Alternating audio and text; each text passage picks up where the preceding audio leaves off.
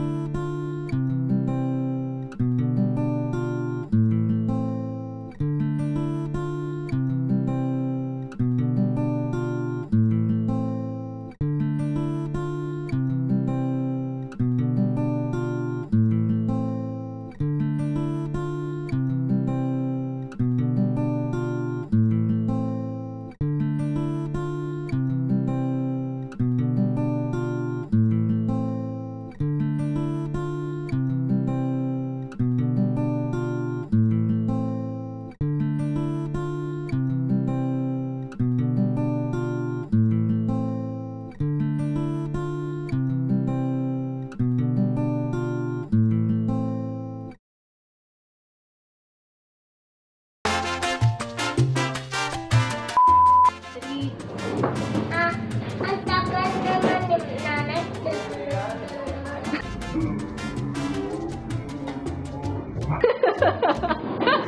Hindi.